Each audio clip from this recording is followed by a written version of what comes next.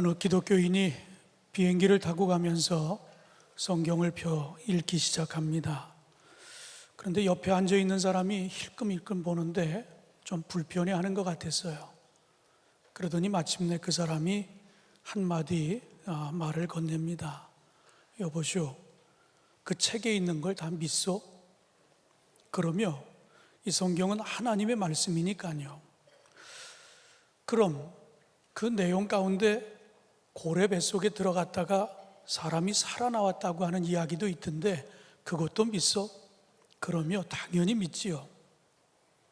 당신은 그러면 사람이 고래 뱃속에 들어갔다 살아나올 수 있다고 생각하오?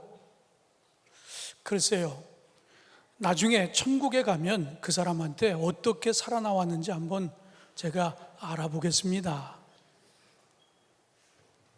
그런데 그 사람이 결정적으로 그 친구가 천국에 없고 지옥에 있으면 어떻게 할 거요? 이렇게 물었어요. 그러자 이 크리스찬이 이제는 좀 화가 났습니다.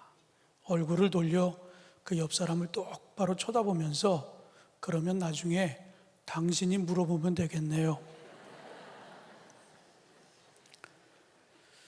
여러분은 성경을 어떻게 읽고 어떻게 해석하고 그리고 여러분 삶에 어떻게 적용하고 살아가고 계십니까? 우리 이단들을 보면 이단들은 성경을 문자적으로 이렇게 읽고 해석하는 경우가 종종 있어요.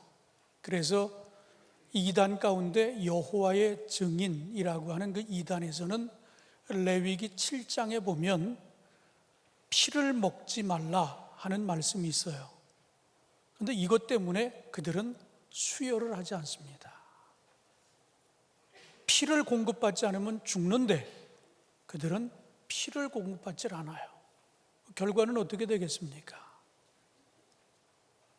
이게 이제 단적으로 우리가 성경을 문자적으로 읽고 해석했을 때 나타날 수 있는 문제입니다. 그러나 요즘 우리 의술이 얼마나 발달했습니까? 우리 교회 안에서도 누가 아주 급하게 수술을 해야 되는데 피가 모자란다 그러면 무슨 일이 있는 줄 아십니까? 교인들이 헌혈 증서를 모아요. 우리 젊은이들이 헌혈을 하러 갑니다. 그래서 사람을 살려요. 성경의 취지는 뭡니까? 성경은 사람을 살리는 거예요. 영혼을 살리는 겁니다. 그런데 성경을 문자적으로 읽으니까 피를 먹지 말라, 그것 때문에 수혈을 받지 못하고 그래서 죽어가는 사람이 있는가 하면 누구를 살릴 수도 있는데 살리지도 못하는 그런 경우가 있다 하는 이야기입니다. 우리가 성경을 읽고 정말 성경대로 살아가기를 원한다고 하면 성경 말씀에 기록된 것들을 문자 그대로 지키려고 하는 그런 억지를 부리기보다는 그 말씀에 담긴 의도, 그 뜻을 깊이 이해하고 해석하고 적용하는 그런 과정이 우리 모두에게 있기를 주님의 이름으로 축원합니다. 또 다른 하나의 예를 들어보면 레위기 율법에서는 그 많은 음식이 있습니다. 돼지고기, 비늘이 없는 생선 먹지 말라고 그랬어요. 여러분이 식탁에 가장 많이 오르는 삼겹살, 돼지 족발 이런 게 다 돼지고기입니다. 그런가 하면 아마 매운탕 중에 생선찌개 중에 비늘이 없는 생선 뭐가 있을까요? 매기 매운탕? 아니면 추어탕? 아마 이런 것들이 대표적인 음식일 겁니다. 여러분 성경에 먹지 말라고 그래서 안 먹는 분 계십니까? 혹시 여기? 취향에 따라서 어느 고기는 안 먹는 그런 분은 혹시 있을는지 모르겠어요. 그러나 금하라고 그래서 다 금하고 금하지 말라고 그래서 다 지키고 아마 그렇게 살아가는 사람은 굉장히 아주 희귀한 분일 겁니다. 무슨 이야기예요? 우리는 내가 하고 싶은 건 다 해요. 그러면서도 때로는 성경 구절을 대가면서 아니라고 또 그렇게 우길 때가 종종 있어요. 아마도 여러분이 돼지고기를 먹고 이 비늘 없는 생선을 먹는다고 하면 나름대로 성경의 지식을 좀 발동해야 될 것입니다. 사도행전 10장에 보면 베드로에게 율법에서 그 많은 것들이 보자기에 싸서 내려옵니다. 근데 주님은 먹으라고 그러는 거예요. 율법에 먹지 말라고 그랬는데 계속 먹으라는 겁니다. 그러면 여러분들 가운데 그래도 이만한 성경적인 지식이 있는 사람은 돼지고기 먹을 때 누가 뭐라 그러면 무슨 쓸데없는 소리냐고 사도행전 10장에 보라고 다 먹으라고 그랬는데 그래서 내가 먹는다고 그러면 그래도 그 사람은 성경의 지식이 조금 있는 거예요. 아마 어떤 분은 우리 몸은 거룩한 성전이니까 우리 몸이 건강해야 되니까 뭘 가리느냐고 잘 먹어야지, 이것도 조금은 성경에 대한 지식이 있는 답이라고 말할 수 있습니다. 그러나 어떤 분들은 또 이렇게도 얘기할 거예요. 난 성경에 뭐라고 써 있는지는 몰라. 내가 먹고 싶으니까 먹는 거야. 몸에 좋다니까 먹는 거야. 그러고 먹는 사람도 있을는지 모르겠어요. 오늘 왜 우리가 시작하며 이런 이야기를 나누는가 하면 성경을 바라보는 우리의 눈이 이제는 조금 더 합리적이고 이성적이고 그리고 거기에 성경의 근거를 두고 우리가 말씀의 깊이를 더해야 되겠다라고 하는 차원에서 오늘 이 말씀을 여러분에게 먼저 드리는 겁니다. 합리적인 이성과 그리고 성경을 근거로 했을 때 우리가 성경이 우리에게 주고자 하는 메시지를 그리고 그 시대의 어떤 요청을 우리가 정확하게 알 수 있다라고 하는 그런 이야기입니다. 성경을 잘 이해하고 진짜 성경대로 살기를 위해서 우리가 끊임없이 성경 말씀을 가지고 합리적이며 또한 비판적으로도 사고할 수 있어야 한다 하는 이런 이야기입니다. 아무리 보물과 같은 하나님의 말씀을 늘 손에 끼고 다닌다 할지라도 그것이 체험되지 않으면 나의 말씀이 되지 못하고 돼지에게 주어진 진주 마냥 제대로 쓰이지 못하는 진리로 남고 말 것입니다. 이렇듯 우리가 성경대로 사는 삶을 꿈꾸고 제대로 살아가기 위해서는 성경 본문을 제대로 읽어내고 제대로 이해하고 제대로 해석할 수 있는 생각의 틀이 우리에게 필요하다라고 하는 이야기예요.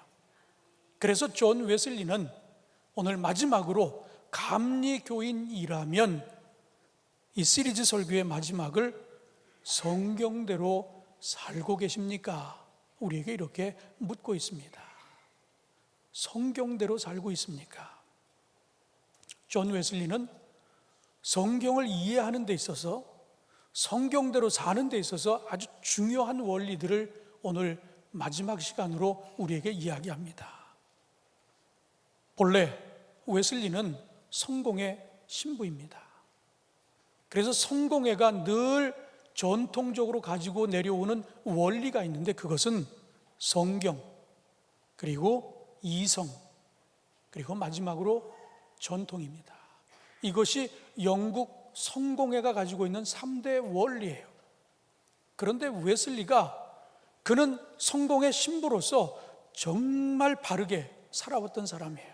회심 이전에도 그는 아주 규칙적인 사람이었습니다. 새벽 4시면 일어났고요. 그리고 하나님의 말씀을 원서를 갖다 놓고 연구했고요. 그리고 기도하는 시간을 갖고 그리고 감옥과 같은 형무소 같은 데를 다니면서 어려운 사람들에게 복음을 전하고 그들을 격려했고요. 그리고 또 성경을 연구하고 그리고 또 기도했던, 그래서 회심 이전에도 그는 아주 반듯한 크리스찬이었습니다. 그런데 그가 회심을 하고 난 이후에 이 3대 원리 가지고 부족했다라고 하는 사실을 그가 깨닫기 시작합니다. 그것이 뭔가 하면 4대 원리를 주장했는데 하나가 더 플러스된 것이 회심, 체험이었다라고 하는 이야기예요. 이것을 하고 나니까 비로소 그가 부족했던 것, 말씀대로 산다고 했지만 뭔가 부족했던 것들을 비로소 채울 수 있었다라고 그는 그렇게 고백을 합니다. 우리가 지난주에도 나눌 때 말씀이 1738년 5월 24일 그 영국 런던 시내의 올더스게이트라고 하는 그런 그 길가의 자그마한 예배당에서 예배를 인도하는 사람이 로마서 서문을 읽고 있었는데, 그 집회에 가서 그 로마서 서문을 듣는 가운데 가슴이 뜨거워지는 그 회심의 사건을 경험합니다. 그 경험은 어떤 경험으로 이야기할 수 있을까? 그동안 성경과 이성과 전통이라고 하는 이 세 가지가 뭔가 좀 부족했는데, 그가 이 체험을 통해서 이것이야말로 부족함을 채울 수 있는 것이라고 그렇게 이야기했어요. 여러분, 비빔밥 좋아하시죠? 비빔밥에 보면 밥이 있습니다. 그리고 각종 그 채소를 집어넣습니다. 그리고 고추장을 하나 넣는데 그것으로 좀 부족하잖아요. 맨 마지막에 뭘 집어넣습니까? 참기름을 몇 방울 탁 떨어뜨리면 그 맛이 일품이거든요. 그러니까 지금 웨슬레가 이야기하고 있는 이 4대 원리의 마지막 이 체험은 참기름과 같은 것이다 라고 그렇게 이야기하는 겁니다. 뭔가 그냥 그대로도 먹을 수는 있는데 이 조그만 게 하나 탁 떨어지는 순간 그 모든 채소들이 맛이 살아나고 풍미를 더하는 것처럼, 체험이라고 하는 것은 그 세 가지 가지고는 뭔가 조금 부족했던 것 같은데 본인이 경험하고 나니까 바로 이런 것이구나라고 하는 것을 그가 깨닫게 됐다라고 하는 이야기예요. 존 웨슬리는 성경적 사고를 결정했던 네 가지 기준은 그래서 성경, 전통, 이성, 그리고 체험이라고 이야기했습니다. 이를 좀 더 구체적으로 이렇게 설명했어요. 웨슬리는 기독교 신앙은 성경에 계시되고 전통에 의해 조명되고 개인적 경험에 의해 살아 움직이게 되며 이성에 의해 확인된다라고 그렇게 이야기했어요. 가만히 여러분 이 문장을 한번 보세요. 이해가 되십니까? 이 네 가지가 있을 때 정말 성경적인 삶, 성경의 원리를 비로소 그가 깨닫게 되었다라고 하는 사실을 이야기해 주고 있습니다. 그렇다면 여러분, 오늘 우리가 웨슬리가 성경을 사랑해서 이 성경에 대한 것들을 가지고 연구하면서 연구를 거듭하다가 비로소 그 말씀을 듣다가 가슴이 뜨거워지는 체험을 한 이후에 이런 4대 원리를 이야기하면서 우리 감리교인이라고 하면, 정말 리얼 크리스찬이라고 하면 이런 경험과 더불어 말씀을 살아 움직이는 말씀으로 살아야 된다라고 하는 것을 주장하고 있습니다. 그렇다면 오늘 여러분은 정말 성경대로 살고 있느냐 하는 이야기입니다. 내가 수십 년 동안, 아니 모태에서부터 태어나서 여태 주일을 범해 본 적이 없고 교회를 떠나본 적이 없는데 수십 년 그렇게 신앙생활 했는데 과연 그렇게 수십 년 오랫동안 신앙생활하면서 성경대로 살고 있느냐 하는 이런 이야기입니다. 오늘 웨슬리는 이 4대 원리를 통해서 우리가 어떻게 하면 더욱 성경적인 생각을 하고 성경적인 삶을 살 수 있는지에 대한 말씀을 우리에게 주시고 계십니다. 바라기는 오늘 이 말씀을 듣는 가운데 우리의 부족함이 뭔지도 한번 깨달았으면 좋겠고요. 우리가 그동안 성경을 어떤 눈으로 읽고 어떻게 해석하고 이것을 삶에 어떻게 적용해 왔는지도 한번 돌아보시면서 정말 말씀으로 내게 부딪히고 그 말씀이 능력으로 내게 다가오고 그래서 나를 변화시키는 그런 말씀이 되어지기를 원한다라고 하면 여러분, 성경과 전통과 이성을 뛰어넘어 체험이 함께하기를 주님의 이름으로 축원합니다. 오늘 웨슬리는 첫 번째로 성경의 영감을 구하라. 우리가 성경을 늘 가까이 한다라고 하는데 성경을 읽을 때 이 영감을 구하라고 하는 이야기입니다. 오늘 여러분이 나눈 이 개역 성경에 보면 하나님의 감동이라 그렇게 번역이 되어 있습니다. 바울은 디모데에게 편지를 2번 썼어요. 디모데 전서, 디모데 후서 편지를 2번 씁니다. 첫 번째 편지는 그가 너무 연소함의 지도자가 됐을 때 지도자로서 교회를 어떻게 치리해야 될 것인가라고 하는 그런 공적인 그런 내용들을 썼어요. 그런데 디모데 후서에서는 교회 안에 닥친 많은 문제 가운데 하나가 이단들이 들끓었어요. 이단을 어떻게 대처할 것인지, 그리고 내가 어린데 네 지도력에 대해서 누가 문제를 삼을 때 내가 어떻게 처신해야 되는지 개인적인 서신을, 목회 상담적인 내용을 담아서 디모데 후서를 썼습니다. 그 디모데 후서에 기록되어 있는 내용이 바로 오늘 우리가 읽은 성경에 대한 말씀입니다. 그 말씀의 16절에 보니까 성경의 영감에 대한 이야기를 하고 있어요. 예전에 우리가 봤던 성경에는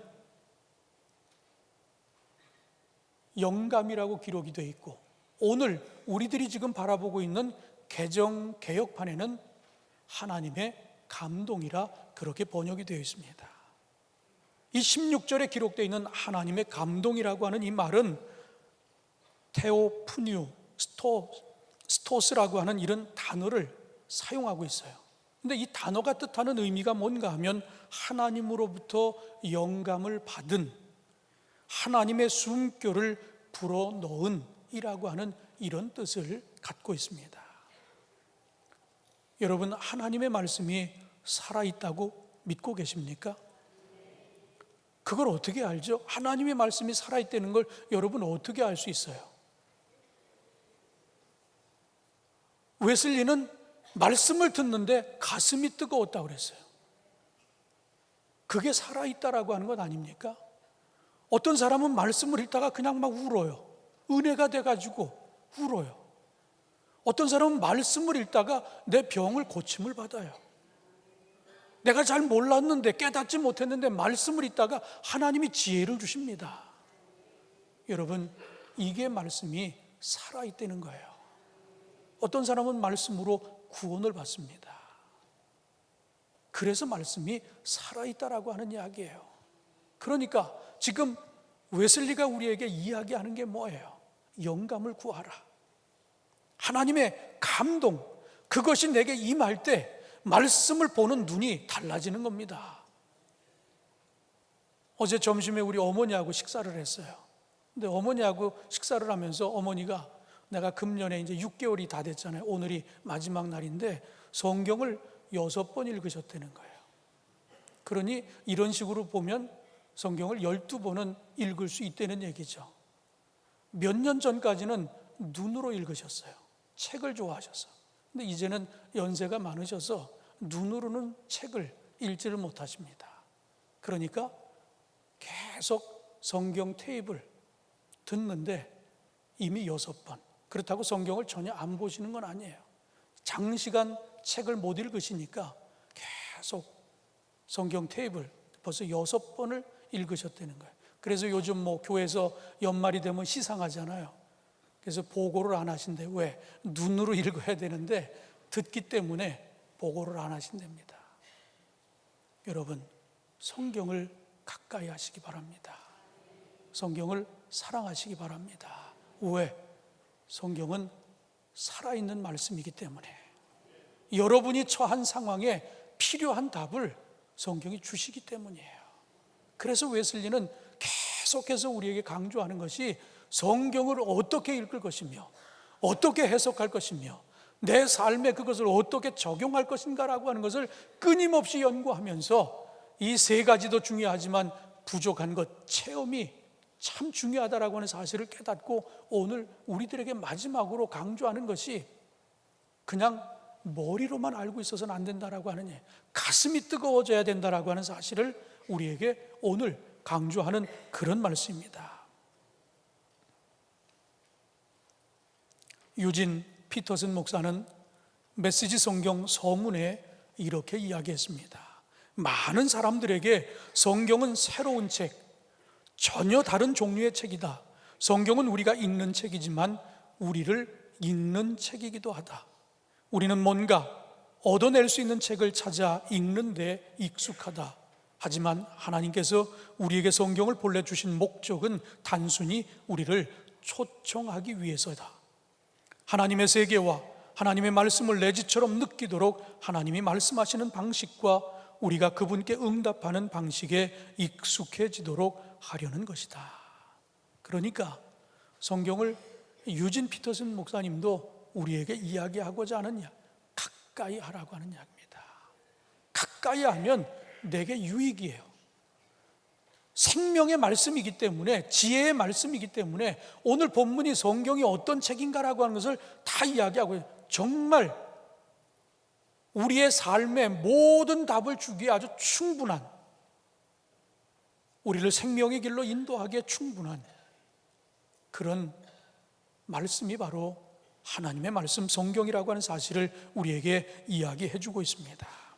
그래서 오늘 우리가 읽은 본문에도 보면 가르치는 일, 그리고 처신하는 일, 이단과의 대결에 유익하게 하는 것이 뭔가라고 하는 것을 다 일러주는 그런 책이 바로 하나님의 말씀 성경이라 그렇게 이야기하고 있어요. 웨슬리는 많은 설교집을 냈습니다. 그 설교집 서문에 이런 기록을 했어요. 저는 저로 하여금 한 책의 사람이 되게 하소서. 여러분이 보시는 저 문장의 마지막 문장입니다. 저로 하여금 한 책의 사람이 되게 하소서. 그 한 책이 뭡니까? 성경을 뜻하는 겁니다. 성경대로 살고, 그리고 성경 속에서 성경이 나를 이끄시고, 그러니까 성경과 내가 하나가 될 수 있도록 그런 고백을 그는 하고 있습니다. 웨슬리가 설교하는 목적이 뭐였는가 하면 성경의 메시지를 전하는 것이 그는 설교의 목적이었어요. 그리고 성경을 통해서 세상을 읽는 그런 방법을 그는 터득했습니다. 여러분, 우리가 이 네 가지라고 하는 것을 이야기하다 보면 이 네 가지, 성경, 전통, 이성, 체험, 4대 원리라고 그러니까 성경도 그럼 이 네 가지 중에 하나 이렇게 생각하면 이건 오해입니다. 성경을 위해서 바로 이 전통, 이성, 체험이 필요하다라고 하는 이야기예요.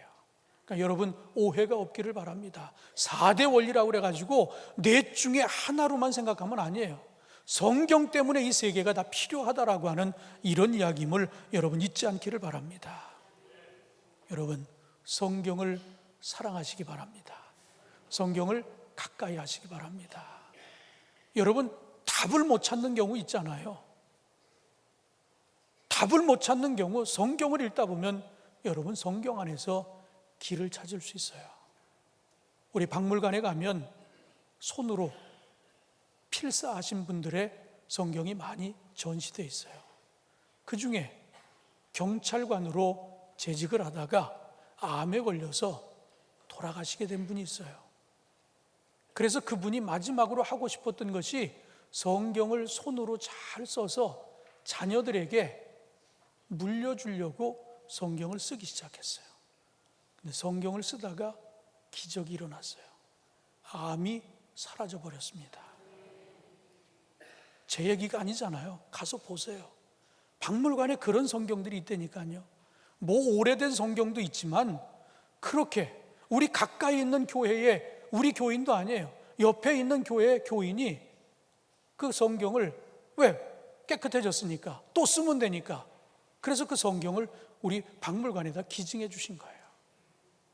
왜? 많은 사람들이 성경을 사랑하라고. 나한테 이런 기적이 일어났으니까 여러분도 말씀을 가까이 하다 보면 사업에 실패한 사람들, 물질에 어려움이 있는 사람들, 뭐 자꾸만 막혀 있는 사람들 한번 성경을 가까이 해보라고, 그래서 우리한테 갖다 준 거예요.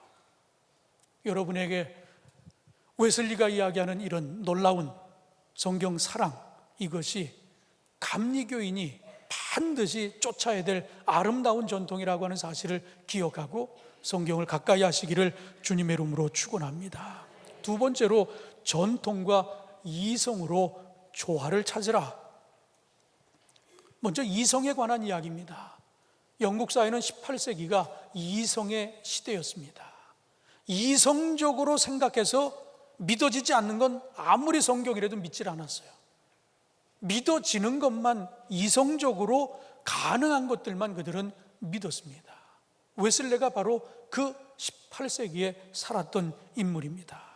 그런데 그 동일한 시대를 살면서도 웨슬리는 이성을 부정하지 않았어요. 그 이성을 사용해야 하는 목적에 대해서 그는 다른 목소리를 내기 시작합니다. 웨슬리는 어떻게 이성이 지배하는 세상 안에서 성경의 권위를 정당화하느냐에 매달리지 않았어요. 어떻게 성경의 해석에서 이성을 사용해야 하는가에 그는 집중했습니다.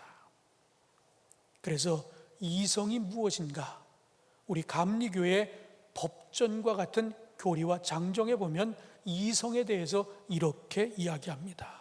웨슬리는 성경적 진리의 증거를 인간의 체험, 곧 중생과 성화의 체험에서 찾았지만 이와 함께 일상적인 삶의 체험과 결부된 상식적인 지식에서도 찾았다.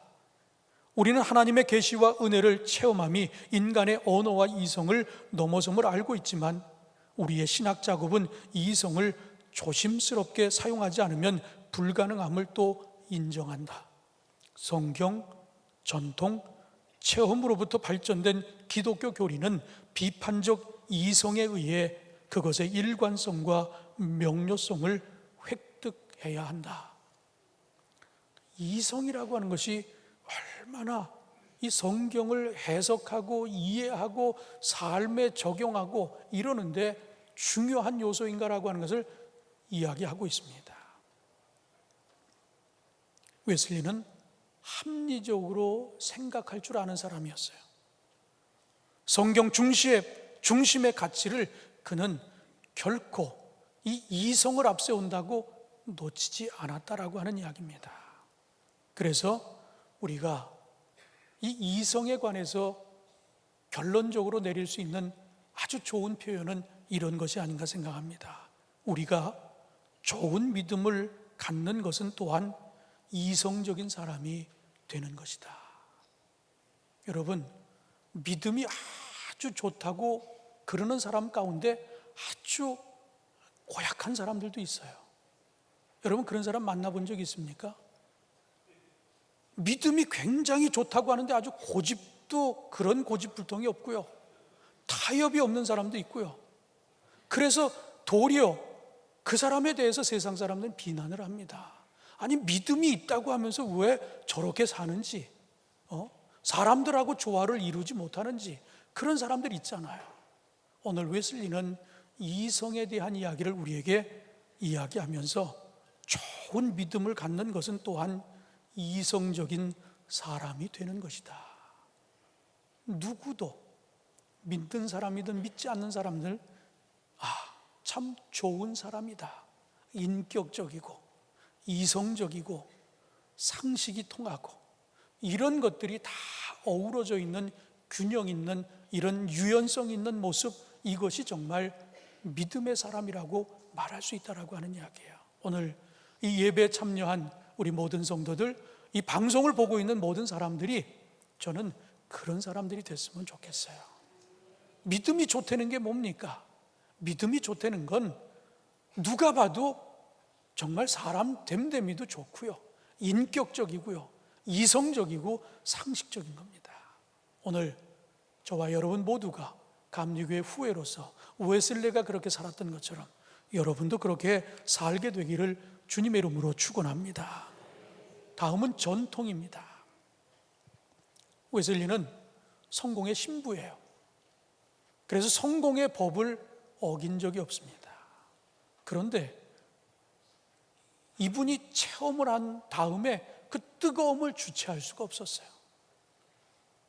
그래서 복음을 전하는데 아주 뜨겁게 열정적으로 전하기 시작하니까 이 구교적인 그런 스타일이 많이 배어있는 예전을 중시하는 그 성공회에서 좀 이상하게 보기 시작합니다. 강단권을 뺏어버려요. 그러니까 야외에 나가서 집회를 하기 시작하는 겁니다. 사람들이 구름대처럼 몰려와서 그런 일이 벌어지는 거예요. 그래도 그는 끝까지 성공회 안에 머물렀던 사람입니다.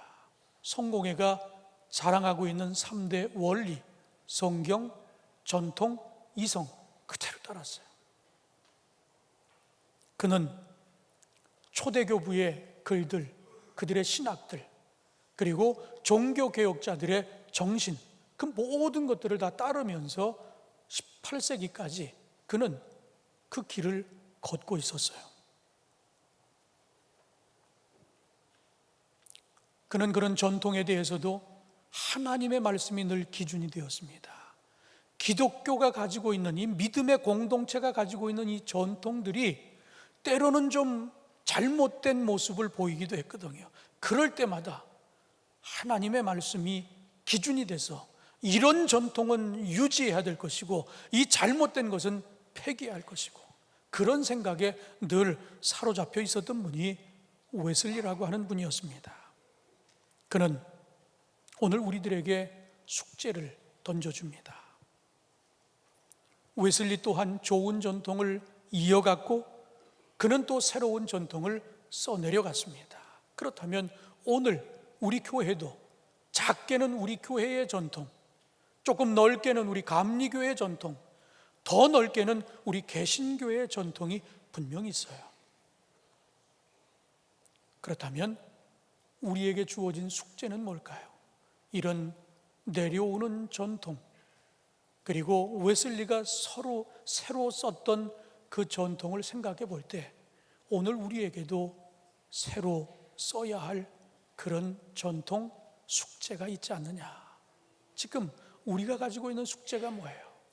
고령화, 인구 절벽, 교회 학교가 없어지고 청소년부가 없어지고 청년들은 교회를 떠나고 이런 문제에 대해서 우리가 같이 고민하고 같이 기도하고 다음 세대에 열어가는 길, 미래를 여는 그 일이 오늘 우리들에게 주어진 숙제가 아니냐.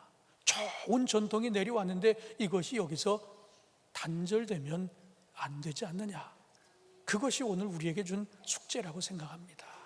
이 아름다운 전통을 계속해서 써내려가는 저와 여러분 되시기를 주님의 이름으로 축원합니다. 이제 마지막입니다.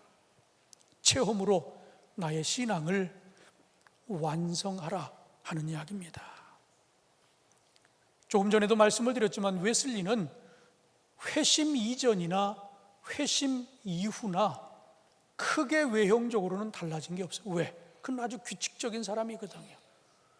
미안하지만 이 에어컨을 좀 틀어주시면 좋을 것 같아요. 좀 덥습니다. 그는 늘 규칙적인 사람이니까 회심 이전에도 새벽에 일어났고요, 회심 이후에도 여전히 새벽에 일어났고요, 여전히 성경을 연구하고 기도하고 어려운 사람들 찾아가고 전혀 달라진 게 없어요. 그런데 그가 체험을 하고 나니까 달라진 게 있었어요.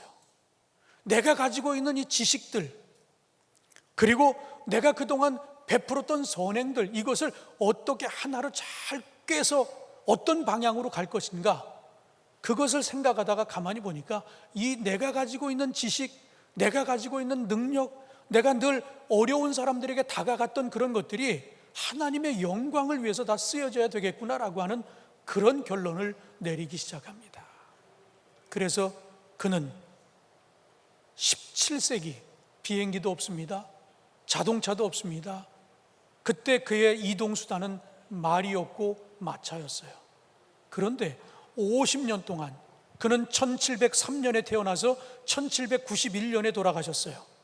만 88세에 돌아가셨습니다. 사역을 시작한 이후 50년 동안 그가 말을 타고 이동한 이동 경로를 다 추정해서 계산해 보면 지구를 10바퀴 정도 돌았다고 그래요. 그러니까 평균 하루에 말 타고 32km 정도를 매일 이 동네 저 동네 찾아다니면서 설교하고 복음을 전했다라고 하는 이야기예요. 오늘 우리들에게도 이 이야기를 강조하는 뜻이 있다라고 하면 주의 영광을 위해서 살라고 하는 겁니다. 믿음을 가지고 있다라고 하면 나 혼자 믿음 생활하면서 좋아할 것이 아니라, 거기에 만족할 것이 아니라 끊임없이. 그래서 저는 이렇게 한 교회에서 오래 같이 자라신 분들도 있고, 3대를 보니까 한 50년 이상을 여러분 지켜봤기 때문에 잘 아는데, 분명히 가족이 다 그 구성원이 그대로 있는데도 불구하고 옆에 남편이 교회 안 나와요. 자녀들이 교회 안 나옵니다. 어디 멀리 떠난 것도 아닌데 교회에 없어요. 전 그런 것들이 참 안타깝더라고요. 시간이 지나면서, 우리 교회가 시간이 지나면서 교회도 계속 부흥했잖아요. 계속 좋아지고 있잖아요. 저는 여러분의 신앙도, 여러분의 삶도, 여러분의 생활도, 저는 교회가 늘 계속해서 그래도 상향으로 이렇게 가고 있잖아요. 그렇다면 이 교회를 구성하고 있는 구성원들인 여러분의 삶도, 생활도 낮아야 되고 믿음도 낮아야 되고, 우리 자녀들은 내 때보다 더 낮아야 되고, 좀 이런 목표가 있어서 이걸 위해서 여러분 노력하면서 더 많은 영혼 구원하고, 그 옛날에 신방 다닌다고 자동차도 없을 때 그 땡볕에 이 시골 구석들 논바닥들 그렇게 걸어 다니면서 복음 전하셔서 오늘 우리 교회가 생긴 건데, 오늘 우리는 어떻습니까? 그런 좋은 전통을 잃어버리고 있지 않습니까? 시대가 바뀌어서 아파트 문 다 걸어 잠가서 만날 수도 없고, 다 사실은 핑계예요. 아파트 문만 두드려야 전도할 수 있습니까? 얼마든지 사람 만날 수 있잖아요. 가까운 사람들 있잖아요. 관계 전도라고 그러잖아요. 여러분, 웨슬리가 우리에게 지금 얘기하는 건 다른 게 아닙니다. 이런 좋은 전통을 내 개인의 체험으로만 끝내지 말고 공동의 체험을 통해서 공동의 성화, 사회 구원, 이런 좋은 전통을 우리가 이어갔으면 좋겠다라고 하는 것이 오늘 웨슬리가 우리에게 이야기하고자 하는 메시지입니다. 이제 시리즈 설교는 오늘로 마쳐집니다. 그동안 좀 딱딱한 설교였을 수도 있습니다. 그러나 감리교회의 교인이라고 하면 한 번쯤은 들어야 될 그런 내용이라고 생각하고, 여러분, 오늘 말씀은 성경을 가까이 하자, 성경대로 살자. 성경대로 살기 위해서는 우리가 하나님의 감동, 그리고 전통, 이성, 마지막으로 체험이 있을 때 성경을 보는 눈이 달라지고, 그리고 성경대로 살아가는 힘을 얻게 된다라고 하는 오늘 이 말씀을 여러분 가슴에 담고, 시간이 지날수록 여러분의 믿음의 진보를 나타낼 수 있게 되기를 주님의 이름으로 축원합니다.